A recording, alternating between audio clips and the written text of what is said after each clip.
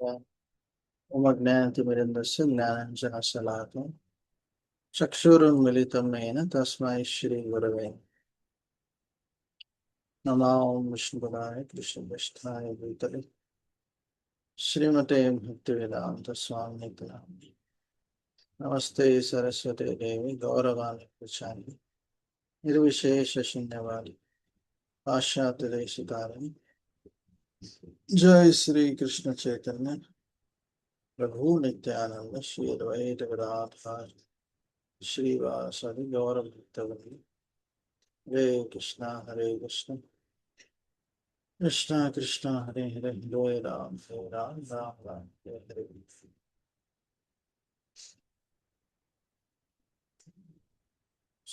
నిన్నటి వరకు మనము రామాయణం రెండు క్లాసుల్లో వాల్మీకి కథనము, ఎలా అతను రత్నాకర్ వాల్మీకిగా మారాడు, దాని గురించి చర్చించుకున్నాం. తర్వాత ఎలా వాల్మీకి రామ లక్ష్మణుని తీసుకొని పోయి రాక్షసుల వధ చేయడం జరిగింది. తర్వాత సీతా స్వయంవరం. సో అలా దశరథుడు ముసలితనం వచ్చాక రాముణ్ణి రాజుగా మారుతామని నిర్ణయించుకుంటారు. అందరి సలహాతో అందరూ సరే అంటారు. కానీ దేవతలు రాముడు ఒకవేళ అయోధ్యలోనే ఉంటే ఎలా ఎలా మరి ఈ దానవులంతా ఎలా చనిపోతారు అని నిర్ణయించి ఆ మంథర ద్వారా వారు కైకేయి యొక్క మనసుని మార్చివేస్తారు. కైకేయి రాముణ్ణి ఎంతో ప్రియంగా చూసుకుంటుంది, తన భరతుడి కంటే ఎక్కువ ప్రేమగా చూసుకునేది. కానీ ఆఖరికి ఈ మంతర సాంగత్యం వల్ల పూర్తిగా మారిపోతుంది. ఎంతగా మారిపోతుందంటే సో రాముని వనవాసానికి 14 సంవత్సరాలు పంపించేసి భరతుడిని రాజుగా చేయమని దశరథుడిని 2 వరాలు కోరుకుంటాం. ఇదివరకు ఆ వరాలు ఆవిడకి ఉన్నాయి కాబట్టి. సో ఈ విధంగా రాముడు ఈ విషయము తెలిసాక వనవాసానికి వెళ్ళిపోతారు. అయోధ్య వాసులు అందరూ కూడా వారితో వెళ్తారు. కానీ అర్ధరాత్రి అతను లేచి వెళ్ళిపోతాడు రాముడు. సో ఇలా రాముడు ఏ రకమైన అసూయ ద్వేషము లేకుండా అనాసక్తితో వెళ్ళడం జరిగింది అడవికి. సో ఇది ఇప్పటి వరకు మనం చర్చించుకున్న రామాయణం. సో ఇప్పుడు మనము నెక్స్ట్ థర్డ్ పార్ట్ చర్చించుకున్నాం.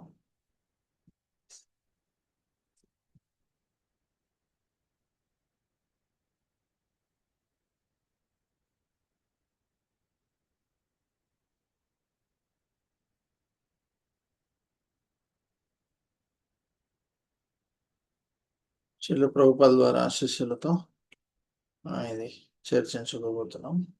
సో ఇందులో మొత్తం 10 క్లాసెస్, అందులో మొదటి 2 అయిపోయాయి. విద్యార్థి యొక్క గుణాలు, మంచి విద్యార్థి యొక్క గుణాలు, సాంగత్యం ఎలా ఉండాలి, మంచి సాంగత్యం యొక్క ప్రాముఖ్యత. ఈరోజు 3వ క్లాసులో మన మధ్య మంచి సంబంధాలు ఉండడానికి ఏం చేయాలి. ఓం నమో విష్ణుపదాయ కృష్ణపృష్ఠాయ భూతలే శ్రీమతే భక్తివేదాంత స్వామినితి నామినే. నమస్తే సరస్వతే దేవి గౌరవాణి ప్రచారిణి నిర్విశేష శూన్యవాది పాశ్చాత్య దేశతారిణి. జై శ్రీ కృష్ణ చైతన్య ప్రభు నిత్యానంద శ్రీ అద్వైత గదాధర శ్రీవాసది గౌరభక్తవృంద. హరే కృష్ణ కృష్ణ కృష్ణ హరే హరే, హరే రామ్ రామ్ రామ్ హరే హరే. సో ఈరోజు లక్ష్మణుడు మరియు భరతుడి యొక్క వారిద్దరూ ఏ విధంగా రాముడితో వారి యొక్క సంబంధాలు ఎలా ఉన్నాయి, ఏ ఏ విధంగా ప్రవర్తించాలి, అది మనం చూద్దాం. ఓకే. సో రాముడు యాక్చువల్గా అతనిని రాజుగా చేయకముందే రాజ్యంలో అందరూ కూడా ప్రేమించేవారు రాముడిని, అందరికీ ఆసక్తి. సో అందరి సహాయంతో లక్ష్మణుడు మళ్ళీ ప్రజల సహాయంతో దశరథుణ్ణి తీసివేసి తనే రాజుగా కావచ్చు, అలా వనవాసం అని అది అనౌన్స్ చేశాడు. సో కావాలంటే తనే రాజుగా మారిపోవచ్చు, కరెక్ట్. కానీ రాముడు అలా కాకుండా తన తండ్రి చెప్పిన మాటని జవదాటకుండా తను చెప్పినట్టే నడుచుకున్నాడు. సో ఇలా కాకుండా మనము ఔరంగజేబ్ గురించి వినే ఉంటాం. సో ఔరంగజేబ్ తన సోదరుని చంపేసి తన తండ్రిని జైల్లో పెట్టేసి తనే రాజుగా మారిపోయాడు. అది ప్రస్తుతము కలియుగంలో అలా ఉంది. కానీ రాముడు అలా కాదు.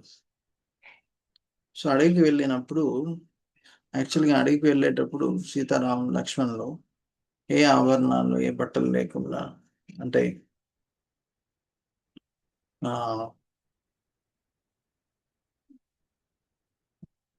ఏ రకమైన సహాయం లేకుండా అడవికి వెళ్ళారు.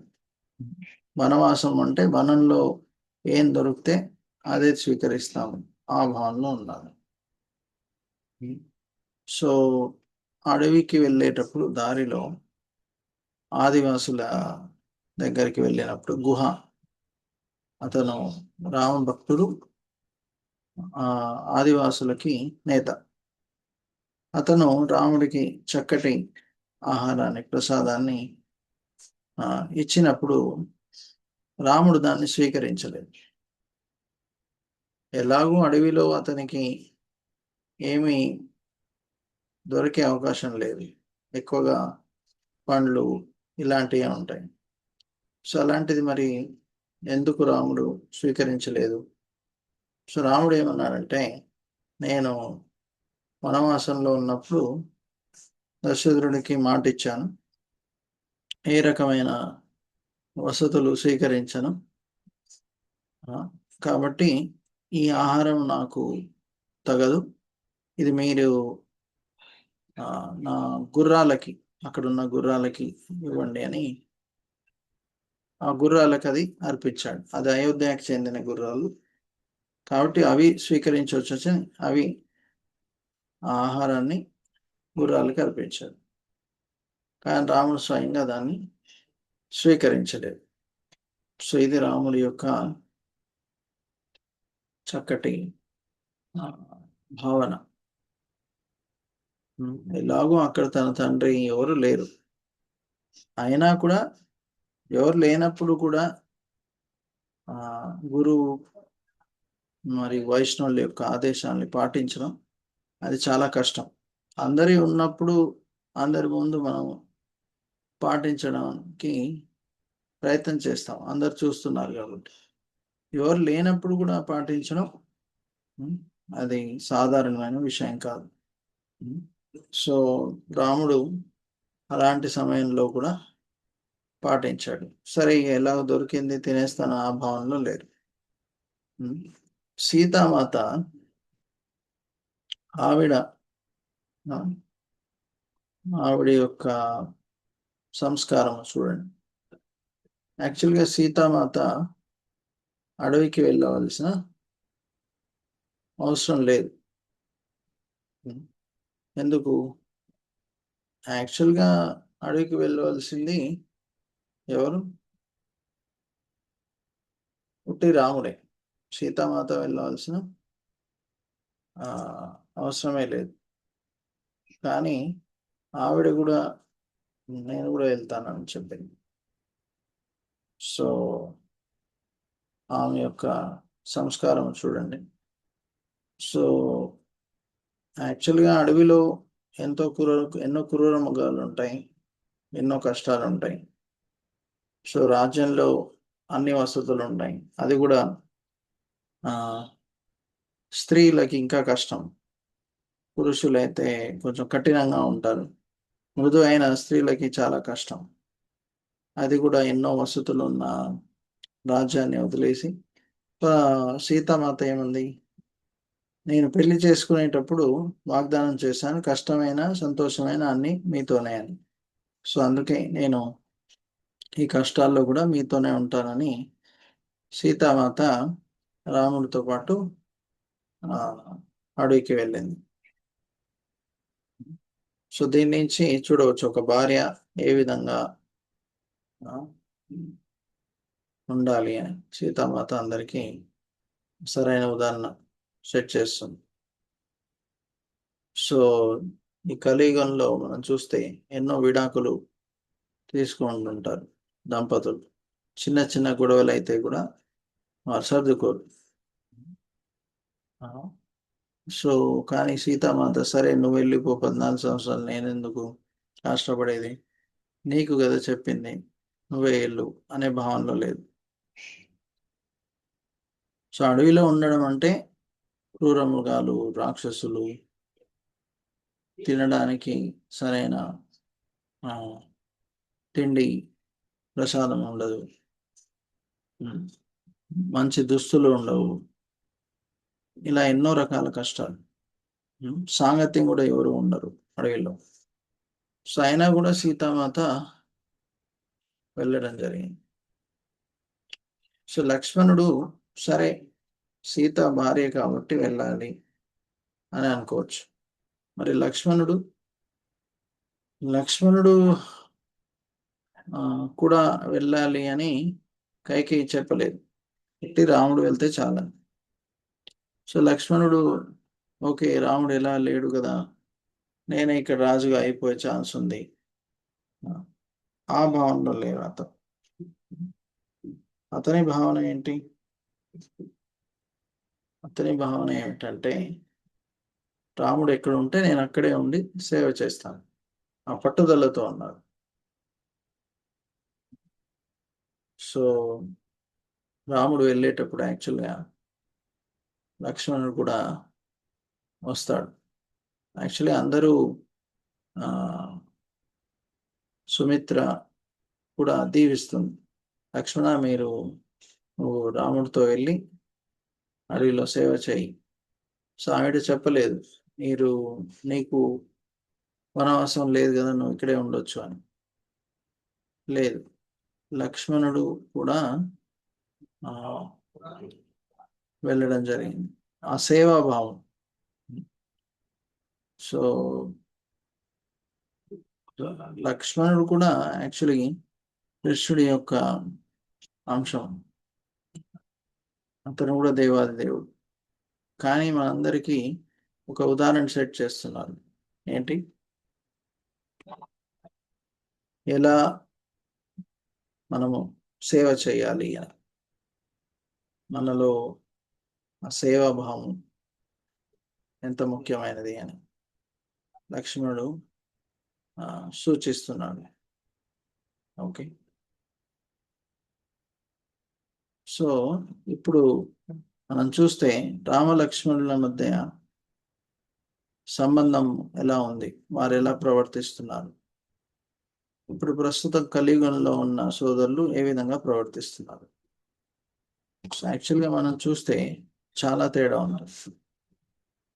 కరెక్ట్, కలియుగంలో సోదరులు అనవసరంగా కొట్లాడుకుంటుంటారు, తమ ఇంద్రియ తృప్తియే కేంద్రంగా ఉంచుకొని పని చేస్తుంటారు, వేరే వాళ్ళ గురించి అస్సలు పట్టించుకోరు.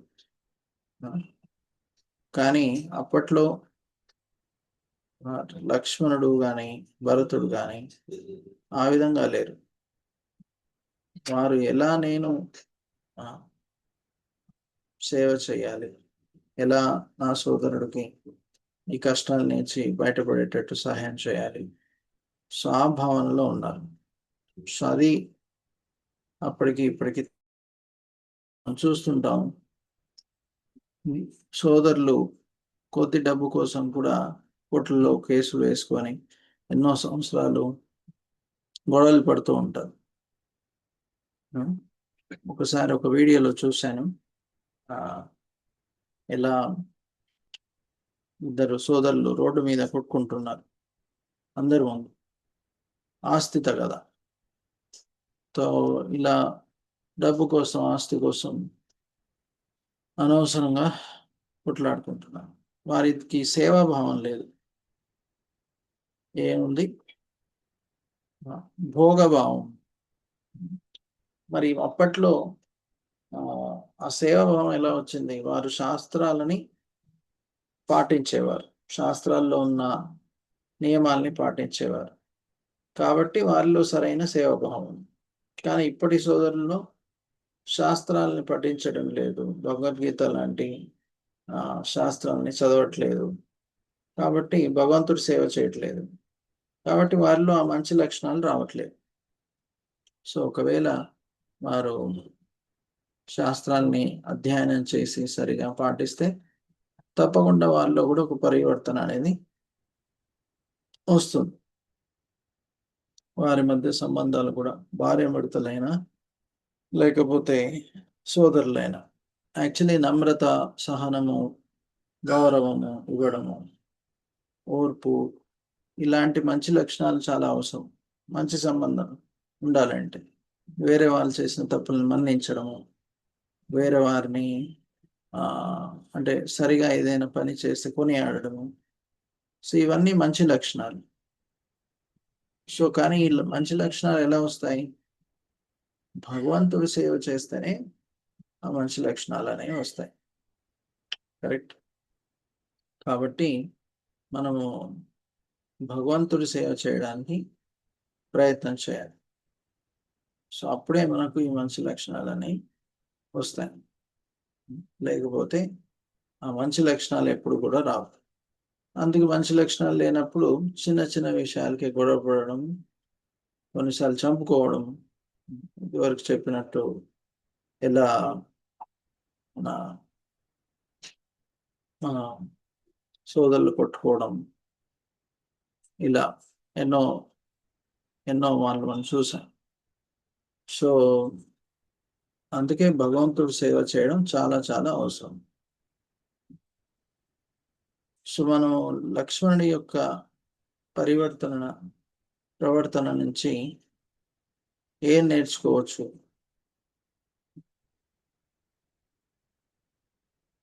లక్ష్మణుడి నుంచి మనం ఏం నేర్చుకోవచ్చు? ఎవరైనా చెప్తారా? లక్ష్మణుడి యొక్క ప్రవర్తన నుంచి మనం ఏం నేర్చుకోవచ్చు?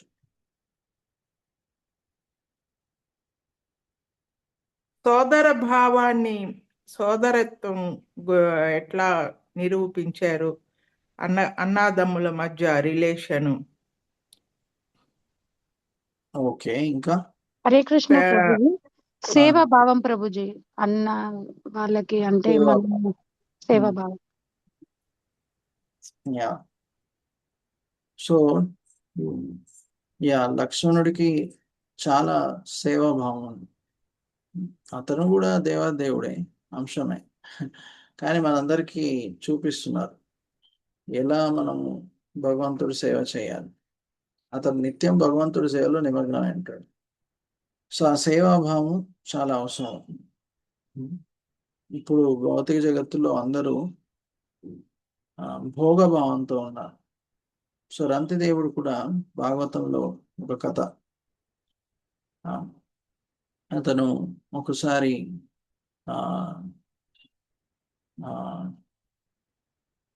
ఏమంటాము ఫాస్టింగ్ చేస్తున్నప్పుడు, మోస్ట్లీ ఏకాదశి వ్రతాన్ని పాటిస్తున్నప్పుడు మళ్ళీ మరుసటి రోజు ద్వాదశి రోజున ఆహారం తీసుకునే సమయంలో యాక్చువల్లీ ఒక బ్రాహ్మణుడు వస్తాడు. సో అప్పుడు సగం ఆహారం ఆ బ్రాహ్మణుడికి ఇచ్చేస్తాడు. తర్వాత ఒక కుక్కలు చూసుకునే వ్యక్తి వస్తాడు. అతను అందులో ఉన్న మిగతా సగం ఆహారాన్ని ఇచ్చేస్తాడు. అలా ఒకరి తర్వాత ఒకరు ఆఖరికి ఇటు గ్లాసు నీళ్ళే మిగులుతాయి. అతను ఎన్నో రోజుల నుంచి యాక్చువల్గా తపస్సు చేస్తూ ఉంటాడు. ఆఖరికి ఒక చండాలుడు వచ్చినప్పుడు ఆ ఉన్న నీరు కూడా అతనికి ఇచ్చేస్తాడు. భగవంతుడికి ప్రార్థన చేస్తాడు, నాలో ఈ సేవాభావం ఎప్పుడు నిరంతరం ఉండేటట్టు చేయండి భగవంతుడా అని ప్రార్థన చేస్తూ ఆ చండాలుడు కూడా ఆ నీరు ఇవ్వడం జరుగుతుంది. సో మనం చూడవచ్చు ఎలా రంతిదేవుడిలో లేశమాత్రం కూడా భోగభావం లేదు, పూర్తిగా సేవాభావం. సో అంత సేవాభావం మనకు ఉండకపోవచ్చు. సో కానీ కొద్దిపాటికైనా మనం ఆ సేవాభావాన్ని పెంచుకోవడానికి ప్రయత్నం చేయాలి. సో లక్ష్మణుడు ఏ విధంగా సేవ చేశారు, తన యొక్క భక్తి భావాన్ని ఏ విధంగా చూపించారు, అతను చేసిన తపస్సు ఏంటి? 14 సంవత్సరాల పాటు సీతారాములు అడవిలో నిద్రపోయినప్పుడు అతను నిద్రపోకుండా వారికి రక్షణ ఇస్తున్నాడు. వారు గుడిసెలో నిద్రపోతుంటే దాని చుట్టూ పరిక్రమ చేస్తూ వారిని కాపాడడం జరిగేది. సో 14 సంవత్సరాల వరకు లక్ష్మణుడు అసలు నిద్రపోనే లేదు. అలానే 14 సంవత్సరాలు మొత్తం ఫాస్టింగ్, ఏది ఆహారం తీసుకోకుండా ఉండిపోయారు 14 సంవత్సరాలు. సో ఇన్ని కష్టాలు ఎదుర్కొన్నా కూడా అతను రాముని సేవ వదలలేదు. కొన్నిసార్లు మనకు తెలుసు ఎలా సీతామాత లక్ష్మణుడిని తప్పుగా అర్థం చేసుకుంటుంది.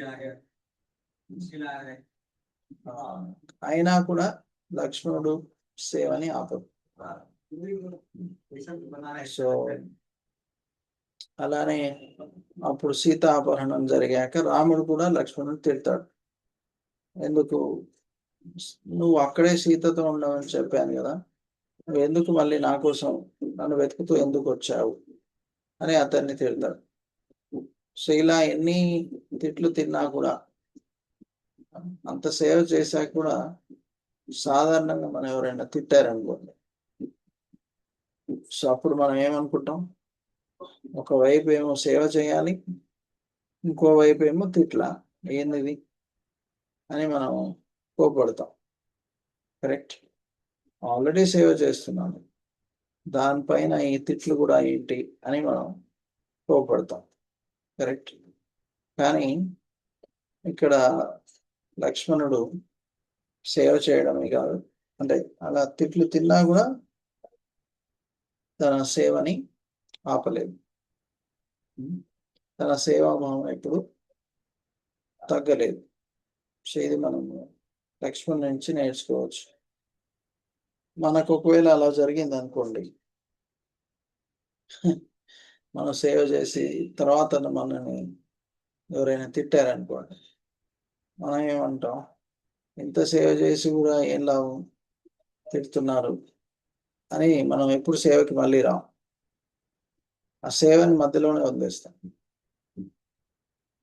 కానీ తను అలాగా. సో భరతుడు యాక్చువల్లీ రాముని పట్టాభిషేకం జరిగే సమయంలో తన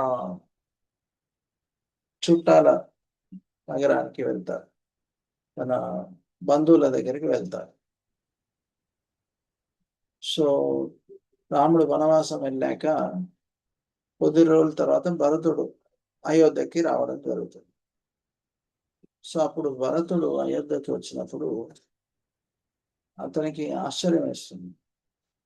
ఎందుకు, అందరూ కూడా ఎంతో బాధతో ఉంటారు, ఇదేంటి ఇలా ఉన్నారు, ఏదో తప్పు జరిగింది, రాముడు అయోధ్యలో లేడా, ఒకవేళ రాముడు అయోధ్యలో ఉంటే ఇలా జరగదే, అందరు సంతోషంగా ఉంటారే అని అనుకుంటారు.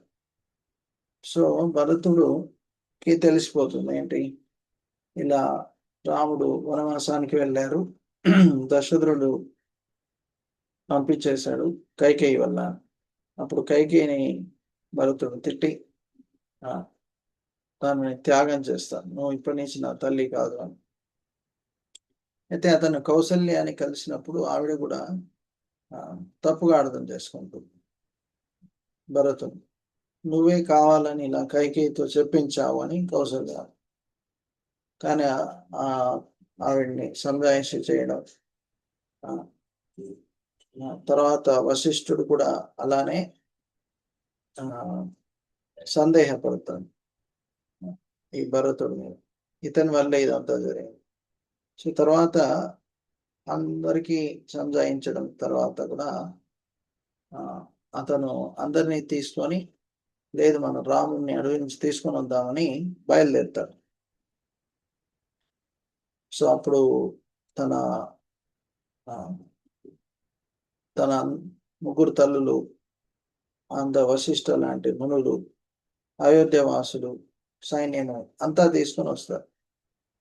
సో ఆఖరికి వచ్చేటప్పుడు దారిలో గుహ, ఆదివాసుల నేత, అక్కడ అడవిలో రాముడిని ఇదివరకు కలిసిన వ్యక్తి, భరతుడు వస్తుంటే అతనికి కూడా సందేహం వస్తుంది, ఇతడు రాముడి మీద యుద్ధం చేయడానికి సైన్యంతో వస్తున్నట్టుంది అని తన సైన్యాన్ని సిద్ధం చేస్తాడు.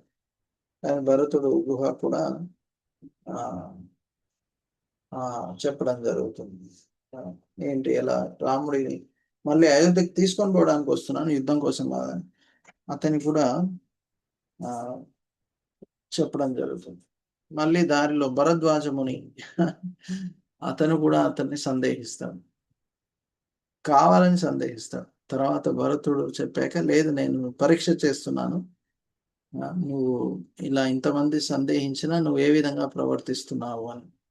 సాధారణంగా మనని ఎవరైనా సందేహిస్తే మనకేమవుతుంది?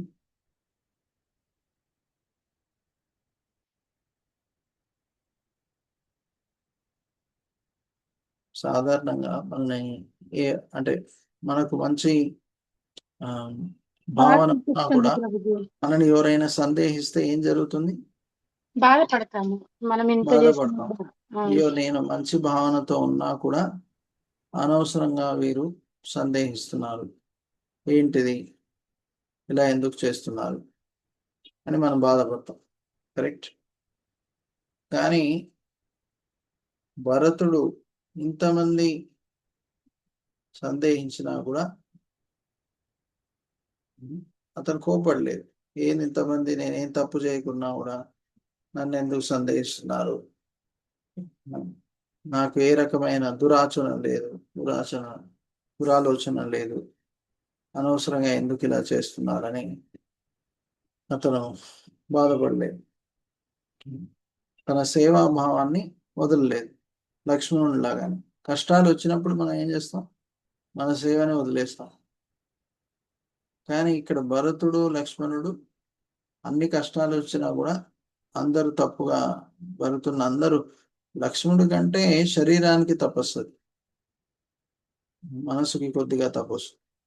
కానీ భరతుడికి అందరూ సందేహపడడం ఇది తీవ్రమైన వేదన, మానసిక వేదన. ఒక్కరు కాదు, ఇద్దరు కాదు, ఎంతో మంది సందేహపడతారు. నీ వల్లే ఇదంతా జరిగింది, నీ వల్లే రాముడు వనవాసానికి వెళ్ళాడు, ఇప్పుడు నువ్వు సంతోషంగా ఉన్నావా, నీ తల్లితో మీ ఇద్దరు ఏలుకోండి అని అలా నానా రకాలుగా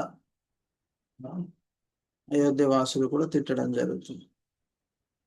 సో ఇలా అందరూ తిట్టినా కూడా అతను కోపడలేదు. ఏది మీరు అనవసరంగా తిడుతున్నారు ఏంది అని ఆ విధంగా లేదు, చూడలేదు. సో మనకు సరైన అంటే ఇలాంటి కష్టాల్లో కూడా మనం ఏ విధంగా ప్రవర్తిస్తాము, కష్టాల్లో మనము భగవంతుడి సేవను ఆపేస్తామా లేకపోతే అలానే కంటిన్యూ చేస్తామా? కరెక్ట్. సో చాలా మంది కష్టాల్లో సేవను వదిలేస్తారు. కరెక్ట్. ఒక్క నిమిషం. సో నిజాయితీగా ఉండడం చాలా కష్టం కష్టాల్లో. కరెక్ట్.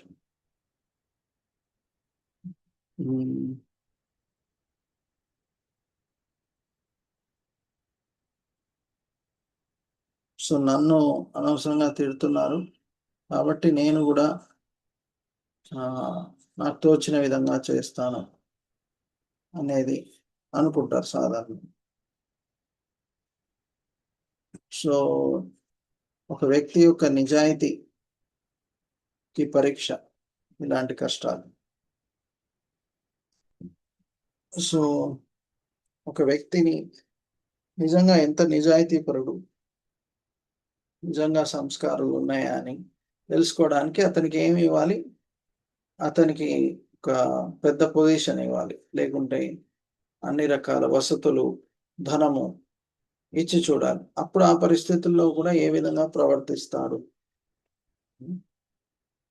సో అనేది మనం చూడాలి. సో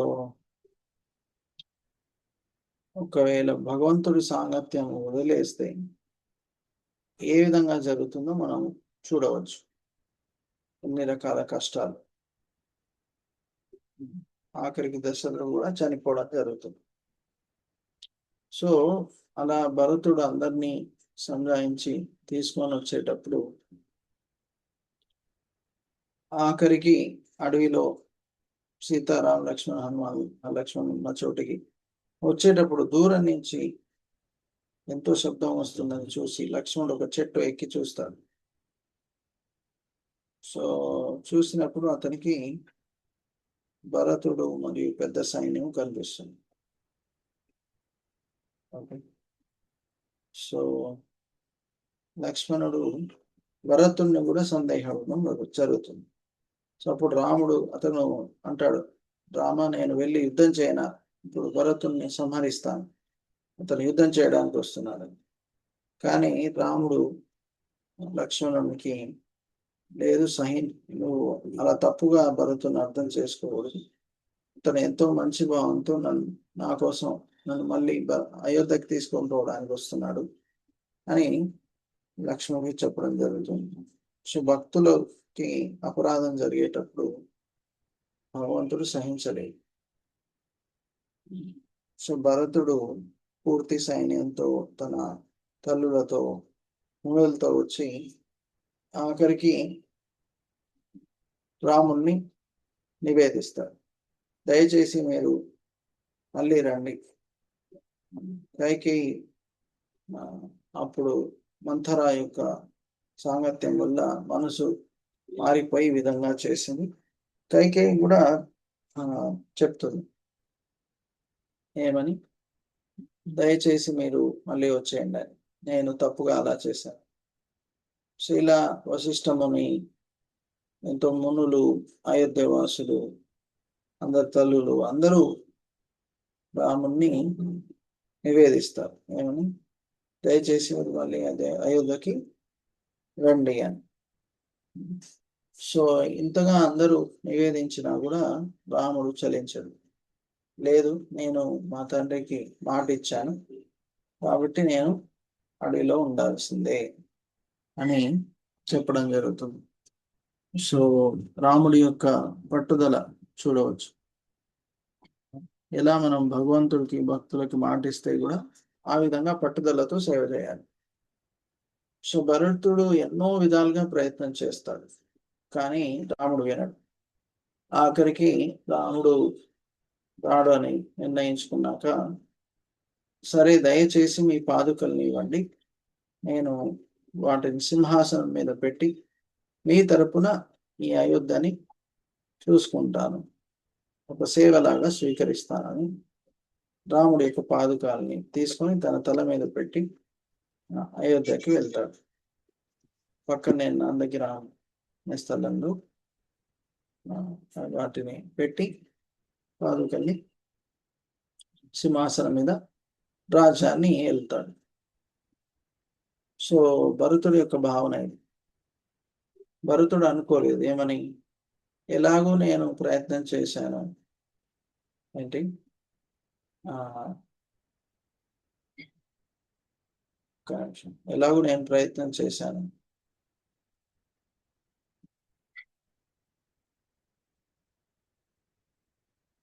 ఎలాగో నేను ప్రయత్నం చేశాను. ఎంత ప్రయత్నం చేసినా కూడా రాముడు రాలేదు కాబట్టి నేను రాజు అయిపోతానని అనుకోలేదు. ఇప్పటికి కూడా రాముడే రాజు, కానీ నేను అతని తరపున ఈ రాజ్యాన్ని అతని సేవకుడుగా చూసుకుంటాను. ఆ భావనలో పాదుకల్ని స్వీకరించాను. సో ఆ,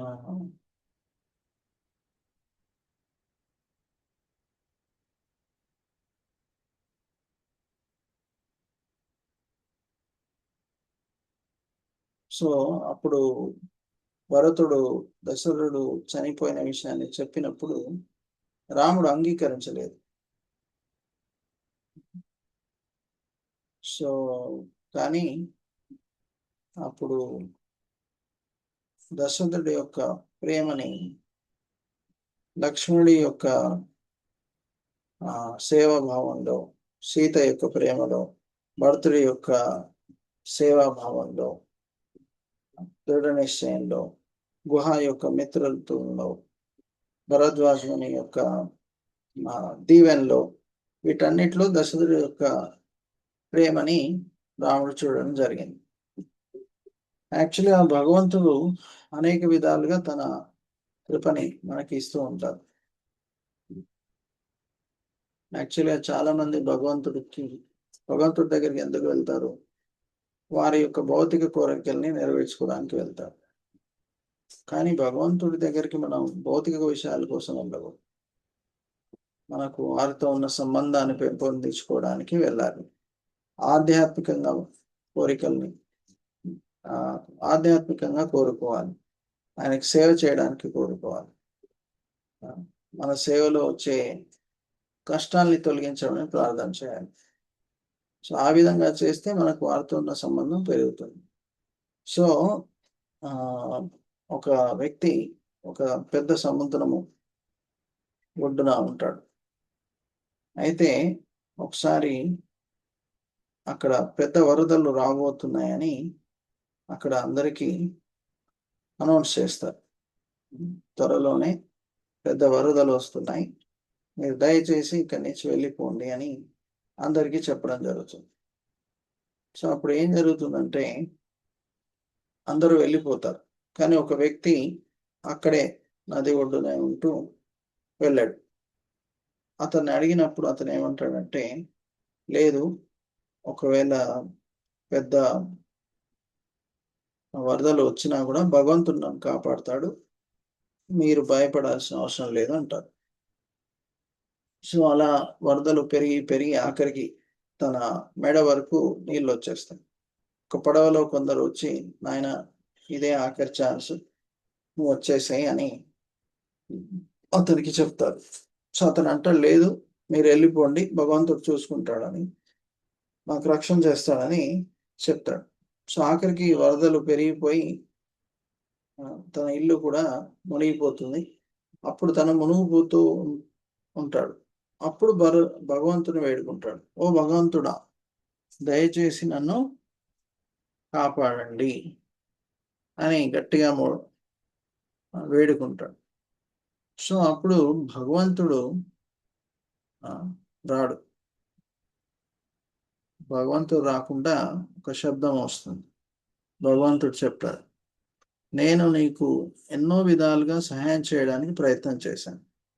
నేనే కొందరి ద్వారా వరదలు వస్తున్నాయని నీకు చెప్పాను. నేనే ఆ పడవను పంపించి నిన్ను కాపాడడానికి ప్రయత్నం చేశాను. ఇలా ఎన్నో రకాలుగా నిన్ను కాపాడడానికి ప్రయత్నం చేశాను, కానీ నువ్వు ఆ సహాయాన్ని స్వీకరించలేదు అని చెప్తాడు. అప్పుడు అతను మునిగిపోయి చనిపోతాడు. సో ఈ కథ నుంచి మనం ఏం నేర్చుకోవచ్చు?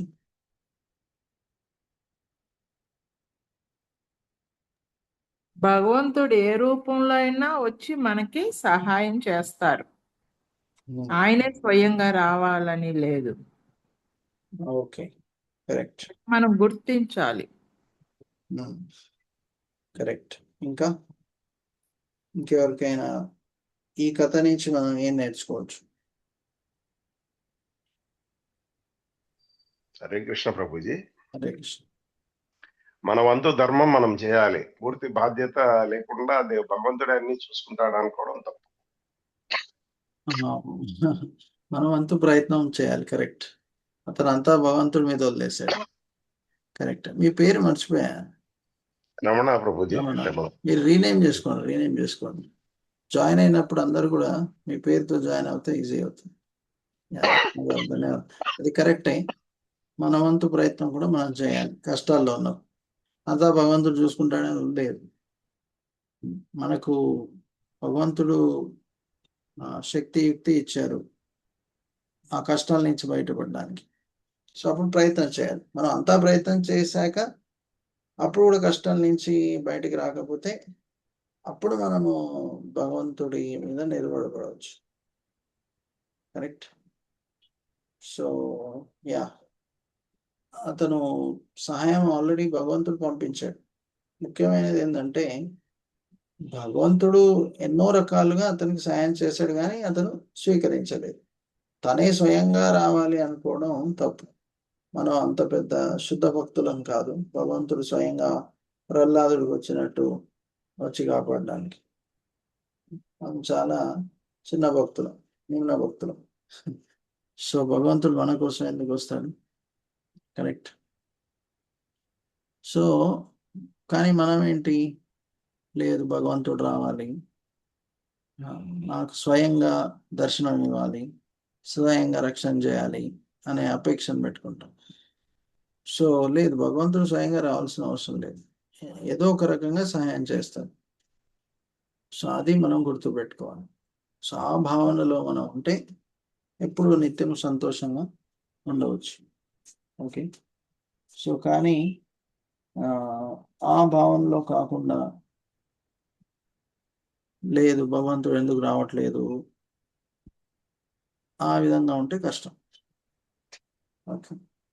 సో భగవద్గీతలో కూడా కృష్ణుడు చెప్తాడు ఎలా తన శక్తుల ద్వారా మనకు కృపను చూపిస్తున్నాడు. పంచమహాభూతాలు ఇచ్చింది ఎవరు? కృష్ణుడు. అలానే 3 సూక్ష్మ ఏంటి, మనసు, బుద్ధి, అహంకారం, ఇది కూడా భగవంతుడు ఇచ్చాడు. ఆత్మ కూడా భగవంతుడిది, అన్నీ కూడా భగవంతుడే. మరి మనకు చెందింది ఏంటి? మనకు చెందింది ఏమీ లేదు. ఉట్టి ఒక్క విషయం మనది. యాక్చువల్లీ ప్రతి జీవికి భగవంతుడు స్వేచ్ఛ ఇస్తాడు, ఫ్రీ విల్. ఆ స్వేచ్ఛని భగవంతుడి సేవలో నిమగ్నం చేయొచ్చు, లేకపోతే ఇంద్రియ భోగంలో నిమగ్నం చేయొచ్చు. అదొక్కటి భగవంతుడు మనకిచ్చే, అది మనకు చెందింది. అయితే అన్ని భగవంతుడు చెందింది. సో భగవంతుడు ఎన్నో రకాలుగా మనకు సహాయం చేయడం జరుగుతుంది, కానీ మనం అజ్ఞానంలో దాన్ని గ్రహించలేకపోతున్నాం. ఎక్కడ భగవంతుడు ఏం చేస్తున్నాడు, ఉన్నాడా, నాకు కనిపించలేదే, ఏం చేస్తున్నాడు? అరే ప్రతి క్షణము కూడా భగవంతుడు నీకు కృప ఇస్తున్నాడు. నీకు భగవంతుడు 10 నిమిషాలు లేక 10 నిమిషాలు ఎందుకు, 1 నిమిషం గాలి తీస్తే చనిపోతాం. కరెక్ట్. ప్రతి నిమిషం కూడా భగవంతుడు సహాయం చేస్తూనే ఉన్నాడు, కృపను ఇస్తూనే ఉన్నాడు. మనం చూడడానికి, వినడానికి, తినడానికి, గాలి పీల్చుకోవడానికి, శరీరం నడవడానికి, ఆలోచించడానికి, అన్నిటికీ భగవంతుడి యొక్క కృప అనేది అవసరము. కానీ మనం ఎంతో అజ్ఞానంలో ఉండి ఏమనుకుంటున్నాం, ఇవన్నీ అవసరం లేదు అని అనుకుంటున్నాం. సో కాబట్టి ఈ అజ్ఞానం నుంచి మనం బయటపడాలి. ఏ అజ్ఞానం? ఈ అజ్ఞానం, నేను చెప్పిన అజ్ఞానం. కరెక్ట్. చాలా అజ్ఞానంలో ఉన్నాం. భగవంతుడు అన్ని చోట్ల అన్ని వేళలా మనకు కృపను చూపిస్తున్నాడు. కష్టాల్లో కూడా మనకు కృప చూపిస్తున్నాడు. ఎలా? కష్టాల్లో కూడా మనకు ఎలా భగవంతుడు కృప చూపిస్తున్నాడు ఎవరైనా చెప్పగలుగుతారా? సాధారణంగా మనకు కష్టాలు వచ్చినప్పుడు అది భగవంతుడు కృపలాగా చూడం. కష్టం అంటే ఇష్టం. మనసు ఎక్కువ బాధకు లోను కాక లైట్ గా ఉంటుంది కావచ్చు కదా ప్రభుజీ. అంటే కష్టాల్లో ఉన్నప్పుడు కూడా అది ఒక సిమ్టమ్ అనిపిస్తుంది. చాలా కష్టాలు ఎదుర్కొంటాము. కానీ అదొక రకమైన మనస్సులో అంత ఆవేదన ఉండకపోవచ్చు, దుఃఖం ఉండకపోవచ్చు. అది కష్టాలు వస్తున్నాయి కదా! అంటే ఆ శ్లోకం ఉంటది కదా! మాత్రా స్పర్శస్తు కౌంతేయ శీతోష్ణ సుఖ దుఃఖద ఆగమపాయినో నిత్య తాం స్థితిచ్చ స్వభారత. అంటే మన కష్టాలు వచ్చినప్పుడు ఆ శ్లోకం గుర్తుపెట్టుకుంటే ఇంకా ఇది మనం ఆత్మలం కదా! వస్తుంటాయి, పోతుంటాయి. ఇవి ఓకే, తట్టుకోవాలని భగవంతుడు చెప్పారు కదా! కష్టాల్లో అంటే మనకు గుర్తొస్తాడు. సరైన దేవుడు ఇంతకన్నా పెద్ద గుర్తొస్తాడు. కష్టం ఇవ్వచ్చు దేవుడు, కానీ చిన్న చిన్న దాంతోటే కష్టం. నన్ను బయట పెట్టారు స్వామి అని మనం ఆలోచించాలి. రెండు విధాలుగా చూడొచ్చు. ఒకటేమో శాస్త్రాల్లో మనకు జ్ఞానాన్ని ఇచ్చారు, కష్టాలు వస్తే ఏ విధంగా స్వీకరించాలి అని. ఇప్పుడు కష్టంలో ధైర్యం కూడా ఇవ్వగలుగుతాడు ప్రభు, అది ఫేస్ చేసుకోవడానికి. ధైర్యాన్ని కూడా ఇస్తారు. ఓకే, సో సాధారణంగా మనకు శాస్త్రాల్లో చెప్పారు ఏ విధంగా కష్టాన్ని స్వీకరించాలని. సో శాస్త్రాల అధ్యయనం చేస్తే కష్టాలను ఎలా ఎదుర్కోవాలో చెప్తారు. బ్రహ్మాజీ ఏమంటున్నారు? తప్పేను కంపం సుష్మిక్షమాన భుంజాన ఏ ఆత్మసుకృతం విపాద విద్వాగ బుద్ధి వివిధం నమస్తే జీవేతయ ముక్తి సదాయ భక్. సో ఈ శ్లోకంలో ఏం చెప్తున్నారు? బ్రహ్మాజీ చెప్తున్నారు, యాక్చువల్గా నేను పూర్వం చేసిన తప్పు పనులకి నాకు ఎన్నో కష్టాలు రావాల్సింది, కానీ కృష్ణుడు ఎంతో దయతో చాలా చిన్న కష్టాలు ఇచ్చాడు. కానీ నేను సో ఇలా కృష్ణుడు చాలా చిన్న కష్టాలు నాకు ఇచ్చారు కాబట్టి మనస వాచ కర్మన నేను ఆయన సేవలో నిమగ్నం అవుతాను. సో ఈ భావనలో ఎవరైతే భగవంతుడి సేవ చేస్తారో వారు ఏమవుతుంది, వారు తప్పకుండా ఆధ్యాత్మిక లోకానికి వెళ్ళవచ్చు. సో ఇది సరైన భావన కష్టాల్లో ఉన్నప్పుడు. సో మనము భగవంతుడి సేవ చేస్తూ శాస్త్రాల అధ్యయనం చేస్తే కష్టాల్ని సరిగా స్వీకరించవచ్చు. సాధారణంగా ఎక్కువగా మనం శారీరక చైతన్యంలో, నేను ఈ శరీరము అనే భావనలో ఎక్కువగా ఉండడం వల్ల ఆ కష్టాల్ని సరిగా స్వీకరించలేకపోతాం. Okay, so next.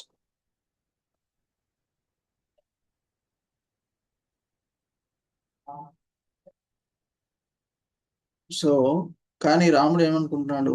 నాకు దొరికిన ఈ ప్రేమ కృప నేను లక్ష్మణుడికి సీతకి ఇవ్వలేకపోతున్నాను, అందుకే వారు దశరథుడిని మరవలేకపోతున్నారని అనుకుంటాడు. సో తనకు ఎంత కృప దొరుకుతుంది అనేది చూస్తున్నాడు.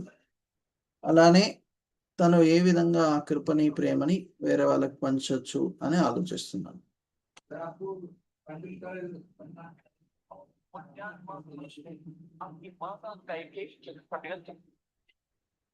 సో భరతుడు నేను చెప్పినట్టు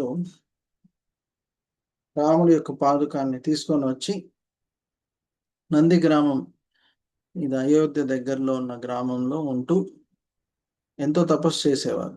నిన్న చెప్పినట్టు ఆవమూత్రంలో కొన్ని గింజలు పెట్టి దాన్నే తీసుకునేవారు, నేల కింద పడుకునేవారు గుహంతో.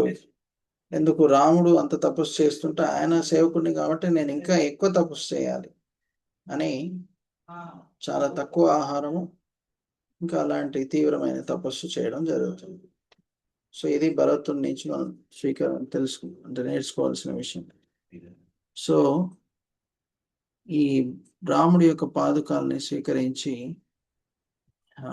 భరతుడు రోజు దానికి పూజ చేసేవారు. రాముణ్ణి అది చూసినప్పుడు స్మరణ వచ్చేది ఆ పాదుకాలను చూసినప్పుడు.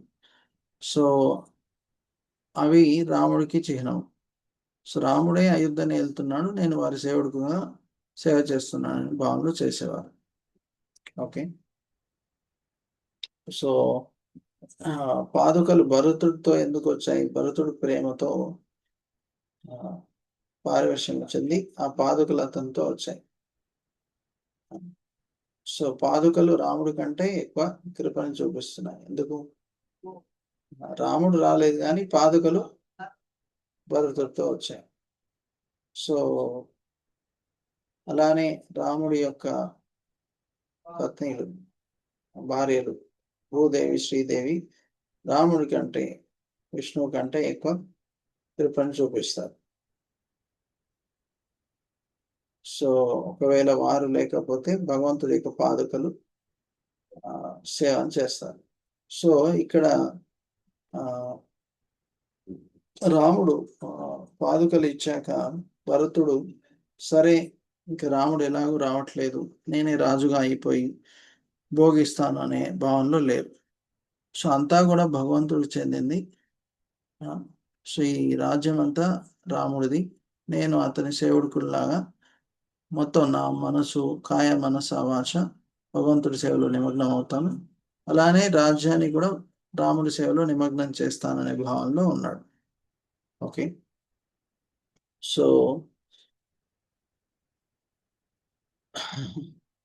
సో ఇక్కడ భరతుడు రాముడి మధ్య కూడా యుద్ధం జరిగింది. ఏంటి ఆ యుద్ధం? ప్రేమ యుద్ధం. సాధారణంగా డబ్బు కోసము, ఇంద్రియతృప్తి కోసం గొడవలు జరుగుతుంటాయి. దానివల్ల ఏంటి, మనకు మంచి జరగాలి, వేరే వాళ్ళకి చెడు జరిగినా ఏం కాదు అనే భావనలో ఉంటాం. కరెక్ట్, వేరే వాళ్ళకి కష్టాలు ఇస్తాం. కానీ ఇక్కడ రాముడు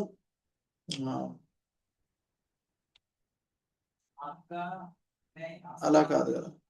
కరెక్ట్. సో రాముడు భరతుడి మధ్య, వారిద్దరి మధ్య కూడా గొడవ జరిగింది. ఎందుకు? ఇరువురికి సేవ చేయడానికి ఉత్సాహం చూపించాను. నాకు రాజ్యం వద్దు అంటే వద్దు అంటారు. సాధారణంగా సోదరులు నాకే కావాలి అని గొడవ పడుతుంటారు. కానీ ఇక్కడ ఏంటి, వీరి గొడవ ఏంటి, ఎవరు రాజ్యాన్ని స్వీకరించడానికి సిద్ధంగా లేరు. నువ్వే తీసుకో అనే భావనలో ఉన్నారు. వేరే వారికి సేవ చేయడానికి ఉత్సాహం చూపించాను. సో ఇలాంటి వాతావరణంలో సరైన సంబంధాలు నెలకొంటాయి, అందరూ సంతోషంగా ఉంటారు. అలా కాకుండా ఇంద్రియతృప్తి కేంద్రంగా ఉంటే ఏం జరుగుతుంది? అందరు గొడవ పడుతూ ఉంటారు. వాతావరణము ఎలా ఉంటుంది? అంత గొడవలమయంగా ఉంటుంది. ఎవరు కూడా సంతోషంగా ఉండదు. కరెక్ట్. సో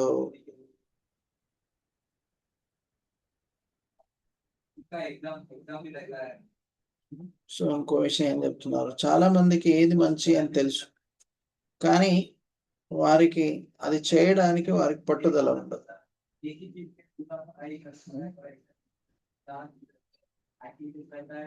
సో మనం ఏదైనా మంచి చేయడానికి సరైన ఏమంటారు, పట్టుదల మనకు అవసరం. సో అది కష్టమైనా కూడా మనం పట్టుదల చూపించాలి. ఎందుకంటే ముఖ్యంగా కలియుగంలో సరైన పని చేసేటప్పుడు చాలా మంది నిందిస్తారు. ఇప్పుడు భక్తి మార్గంలో కూడా మనం భగవంతుడి సేవ చేస్తాము, అది చూసి కూడా కొందరు అనవసరంగా కామెంట్ చేసే అవకాశం, తిట్టే అవకాశం ఉంది. సో అయినా కూడా మనం భగవంతుడి సేవని ఆపకూడదు, పట్టుదలతో చేయాలి. ఆఖరికి వాళ్ళకే అర్థమవుతుంది ఎలా ఈ భగవంతుడి సేవ చేయడం వల్ల మార్పు వస్తుంది. సో ఓకే, ఏదైనా సంఘటన జరిగినప్పుడు ఎవరైనా ఎమ్మటే నిర్ణయం తీసుకుంటే ఆలోచించకుండా తప్పుడు నిర్ణయాలు తీసుకుంటారు. ఆలోచించి నిర్ణయం తీసుకుంటే సరిగా నిర్ణయం తీసుకోవచ్చు. సో అది ప్రొయాక్టివ్, రియాక్టివ్ అంటారు. రియాక్టివ్ అంటే ఎమ్మటే రియాక్ట్ అవుతారు, ప్రొయాక్టివ్ అంటే ఆలోచించి రియాక్ట్ అవుతారు. చాలా మంది ఆలోచించకుండా ఎవరైనా ఉదాహరణకు తిట్టారనుకోండి, ఎందుకు తిట్టాను ఎమ్మటే కోపడతారు. అది నిజంగా మన తప్పై ఉంటే తిడితే తప్పేంటి? మనలో పరివర్తన రావడానికి వారు తిట్టుంటారు. సో అది మంచి సహృదయంతో స్వీకరించాలి. కానీ అలా కాకుండా అంటే కష్టం. సో ఎవరికైనా విజయం ప్రాప్తి పొందినప్పుడు సాధారణంగా అయితే ఏం చేస్తాం? మనకు విజయం దొరికితే ఏదైనా పని చేసినప్పుడు, లేకపోతే వ్యాపారం చేసినప్పుడు, మన జీవితంలో విజయాన్ని పొందితే సాధారణంగా ఏమవుతుంది? నా వల్లనే వచ్చింది ఆ విజయం, నేను కష్టపడితేనే వచ్చింది అనుకుంటా. నేను కష్టపడితే వచ్చింది అనే గర్వంతో ఉంటాం. నేను కష్టపడకుంటే ఇది రాదు అని అనుకుంటాం. కరెక్ట్. సో అలానే మనకు భగవంతుడు ఇచ్చిన గుణాలు కానీ, లేకుంటే ఏమంటాము, యుక్తులు, శక్తి, యుక్తి. సో మరియు మనకు దొరికిన ధనము కానీ, యుక్తులు కానీ మనం ఏ విధంగా ఉపయోగిస్తున్నాం? కేవలం మన ఇంద్రియ తృప్తి కోసం వాటిని ఉపయోగిస్తున్నాము, లేకుంటే వాటిని కూడా భగవంతుడు మరియు భక్తుల సేవలో నిమగ్నం చేస్తున్నామా? ఎందుకంటే అన్నీ కూడా భగవంతుడు ఇచ్చినాయి, ఏది కూడా ఆటోమేటిక్గా రాదు. కరెక్ట్. భగవంతుడు దయతో మనకు ఇవన్నీ ఇచ్చారు, కాబట్టి దయతో దాన్ని ఉపయోగించాలి. సో ఎవరైనా మనని, ఇక్కడ అదే నేను చెప్పినట్టు రియాక్టివ్ ప్రొయాక్టివ్ బిహేవియర్ అంటే, ఎవరైనా మనల్ని తిడితే సడన్గా, ఇప్పుడు భరతుడిని కూడా చాలా మంది తిట్టారు, కానీ భరతుడు ఏ విధంగా ప్రవర్తించారు? రియాక్ట్ అయ్యారా? ఎమ్మటే తిట్టారా? ఏం చేశారు? లేదు ప్రభుజీ. భరతుడు ఏం చేశాడు? సహనం వహించిండు. సహనం వహించిండు. సహనం వహించి అలానే ఉండాడా? సహించుకున్నాడు అంతేనా? లేదు, ఏది మళ్ళీ ఆయన కర్తవ్యం ఆయన సహించాడు, కానీ ఏది తన యొక్క భావన ఏంటో చెప్పాడు వారికి. తనలో చెడు భావం లేదని వారికి చెప్పడం జరిగింది. అలానే చెప్పడమే కాదు, సేవ కూడా చేశాడు రాముడికి. సో మనల్ని ఎవరైనా తిడితే, ఒకవేళ మన తప్పు లేదనుకోండి, ఓర్పుతో దాన్ని సహించి వారికి చెప్పాలి అసలు ఏం జరిగిందని. కొందరు తప్పుగా అర్థం చేసుకునే అవకాశం ఉంది. కొన్నిసార్లు ఊహించుకొని మనం తిడతారు, నువ్వే ఇలా చేసి ఉంటావు అని. మనం అప్పుడు వారిని తిట్టకూడదు, అనవసరంగా తిట్టావు కదా.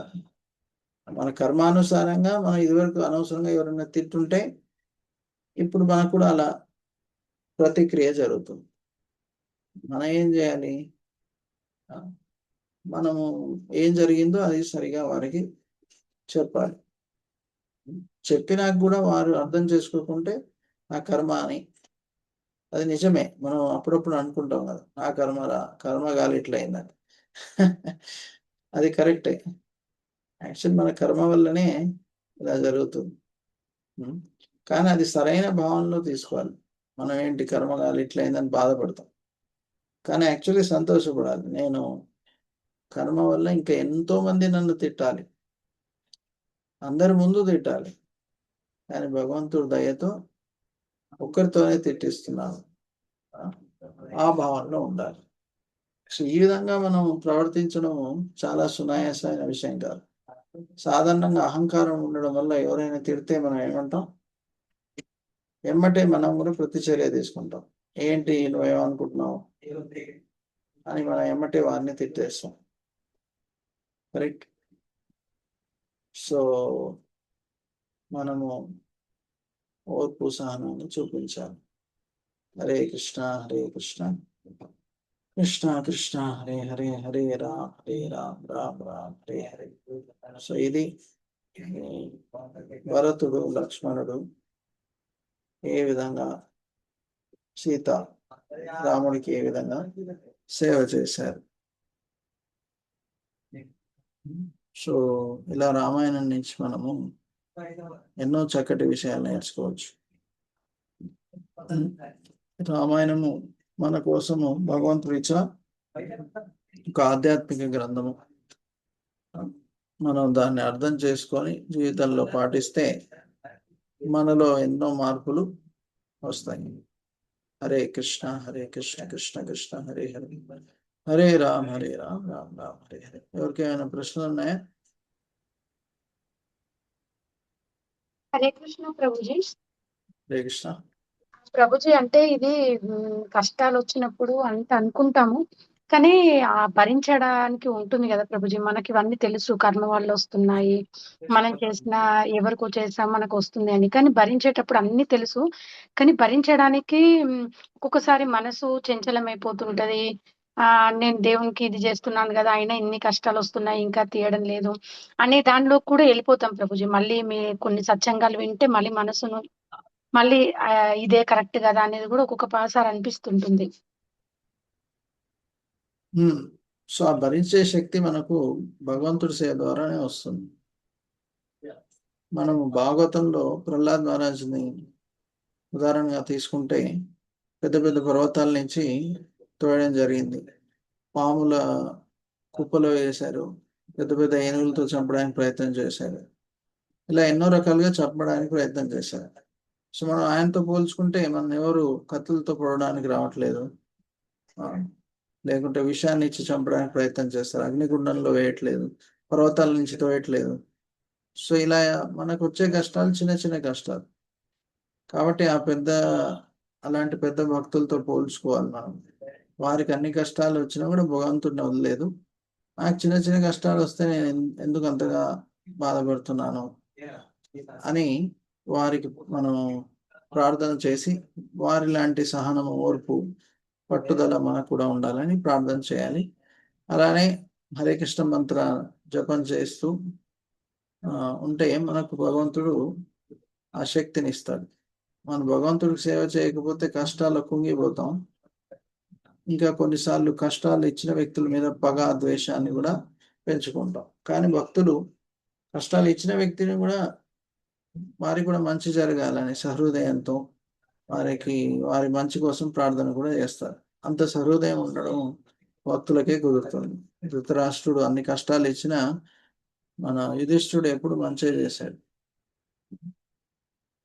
అలానే ప్రహ్లాద్ మహారాజ్ కూడా, అంబరీష్ మహారాజ్, ఇలా ఎన్నో భక్తులు మనం చూడవచ్చు. ఓకే ప్రభుజీ. హరే కృష్ణ. హరే కృష్ణ. ఇంకెవరికైనా ప్రశ్నలు ఉన్నాయా? ఓకే. శ్రీరామనవమి की जय, रामायणम की जय, वाल्मीकि महर्षि की जय, श्रील प्रभुपाद की जय.